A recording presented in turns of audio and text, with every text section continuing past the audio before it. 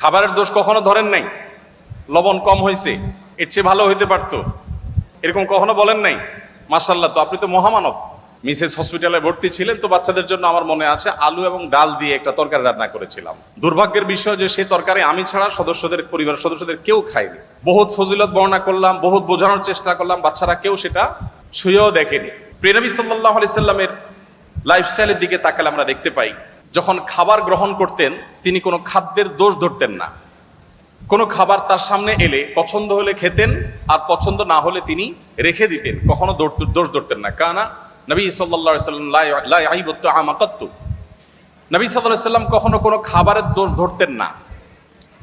এই হাদিসের মধ্যে কত্তু একটা শব্দ এসেছে শামাইলে তিরমিজিতে। কত্তু মানে হলো কখনো, তার মানে তার জীবনে কখনো খাবারের দোষ ধরার ঘটনা ঘটেনি। আমরা অনেক মুসলমান আছি, অনেক গুণে গুণান্বিত। আমি জানি না এরকম মুসলমান আমাদের সমাজে কয়জন আছেন। আমরা এখানে যারা আছি তারা কেউ বলতে পারবো কিনা যে আমার এই ক্ষুদ্র জীবনে, ফেলে আসা জীবনে আমি কখনো কোনো খাবারের দোষ ধরি নাই। আমার ভালো লাগছে তো খাইছি, আর না হলে নাই। খাবারের দোষ ধরেন নাই জীবনে কখনো, এরকম মানুষ এখানে আছেন? একজন আছি আমরা? থাকলে হাত তুলতে পারেন। একজন হাত তুলছেন।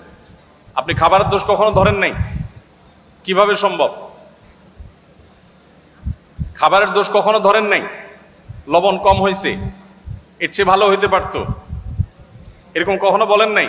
মাশাআল্লাহ, তো আপনি তো মহামানব। বসেন। দেখুন, এক এলাকায় একজন হুজুর ছিলেন। এলাকার প্রায় সব বাসায় হুজুরের দাওয়াত খাওয়া শেষ। কোনো মহিলা রান্না করে ওই হুজুরকে খাবার খাইয়ে কখনো শান্তিতে থাকতে পারতো না। প্রত্যেকটা দাওয়াতের পর ওই হুজুর একটা না একটা দোষ বাইর করতেন। হয় এখানে লবণ একটু কম হয়েছে, না হলে ওখানে হলুদটা একটু কম হয়েছে, কালারটা একটু ত্রুটি আছে, কোনো না কোনো দোষ তিনি ধরতেন। সে এলাকায় একজন শিক্ষিত পুত্রবধূ এলেন বাহির থেকে। আসার পর তিনি এই হুজুর সম্পর্কে যখন ধারণা পেলেন যে একজন হুজুর আছেন, এই হুজুরের কেউ খাইয়ে সন্তুষ্ট করতে পারেন না, উনি একটা না একটা দোষ ধরেন। যদিও হুজুর মানুষ দোষ ধরার কথা না, নবী সাল্লাল্লাহু আলাইহি ওয়াসাল্লাম সুন্নাহর খেলাফ। যাই হোক, এটা কতটা বাস্তব ঘটনা তাও জানি না, বাকি গল্প হিসাবে শিক্ষণীয় সেই হিসাবে বলা। তো পরে ওই শিক্ষিত পুত্রবধূ তিনি হুজুরের সমস্ত দোষগুলোর তালিকা করলেন, যে উনি কোন কোন দোষ ধরেন সাধারণত। সবগুলোকে নোট করে এমনভাবে একটা রান্না তিনি দিলেন যে রান্নাতে হুজুরের দোষ ধরার কোনো ফাঁক রাখলেন না, সব পারফেক্ট রাখলেন। এরপর হুজুরকে দাওয়াত দিয়ে খাওয়ালেন। খাওয়ার পরে এবার পুরুষদের দিকে দিয়ে জিজ্ঞাসা করলেন, এবার হুজুরকে জিজ্ঞাসা করো আজকের খাবার কেমন হয়েছে, কমেন্ট করতে বলো। এখন বেচারা হুজুর দেখলেন যে আসলে কোনো কমেন্ট করার জায়গা নেই, তো এবার বললেন যে আসলে এত ভালো না, এত ভালো না। তো যে ভদ্রলোক বলেছেন যে আপনি কোনো দোষ ধরেন নাই কখনো, আমি জানি না যে আপনি এই টাইপের কোনো দোষ ধরেছেন কিনা কখনো। যাই হোক, তো আমাদের নবী করিম সাল্লাল্লাহু আলাইহি সাল্লাম সাধারণত কখনো খাবারের দোষ ধরতেন না, কারণ মেয়েরা কষ্ট করে রান্না বাড়া করেন। আমরা যদি একদিন এই দায়িত্বটা পালন করি তাহলে আমরা হাড়ে হাড়ে টের পাবো যে রান্না করা এটা কত মজার কাজ।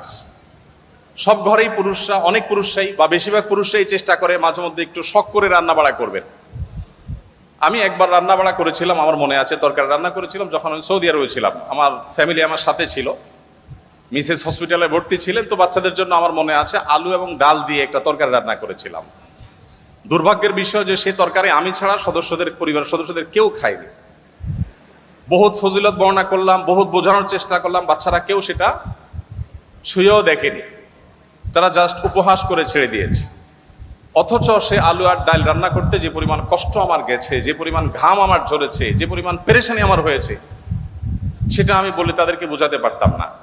তো আমরা যারা কথায় কথায় খাবারের দোষ ধরি, আমাদের নবী সাল্লাল্লাহু আলাইহি ওয়াসাল্লামের এই সুন্নাহ থেকে শিক্ষা নেওয়া উচিত যে মা বোনদের, আমাদের স্ত্রীদের, মহিলাদের খাবার যদি কখনো পছন্দ হয় আমরা খেলাম, আর অপছন্দ না হলে আমি খেতে চাচ্ছি না, অপারগতা প্রকাশ করলাম, আমরা দোষ ধরবো না। কঠিন, কিন্তু এই কাজটা আমাদেরকে করতে হবে যদি আমাদেরকে আদর্শ মুসলমান হতে হয়। আল্লাহ আমাদের সবাইকে সেই তৌফিক দান করুন। তো নবী করিম সাল্লাল্লাহু আলাইহি ওয়াসাল্লাম তিনি খাবারের কখনো দোষ ধরতেন না।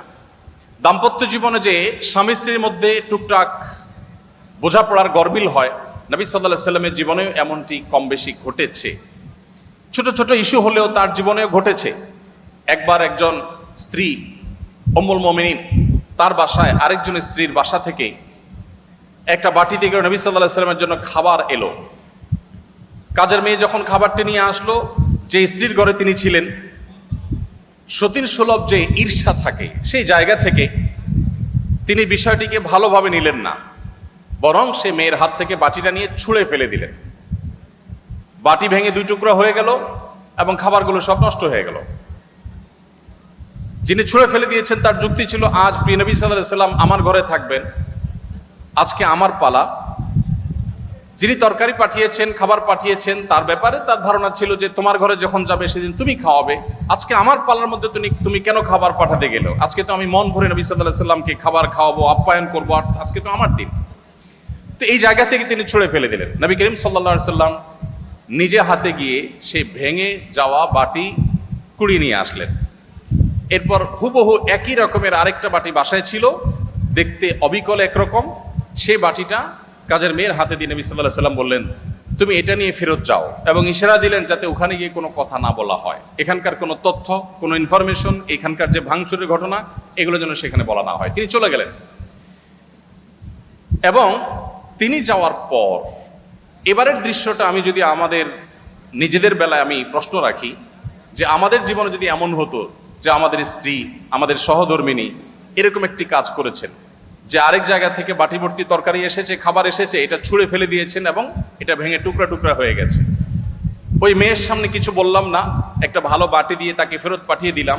যার কাছ থেকে এসেছে তিনি মনে করলেন যে যে বাটি দিলাম সে বাটিতে চলে আসছে, হয়তো খাবার রেখে বাটিটা পরিষ্কার করে দিয়ে দেওয়া হয়েছে, কোনো ঝামেলা হলো না, ভালো কথা।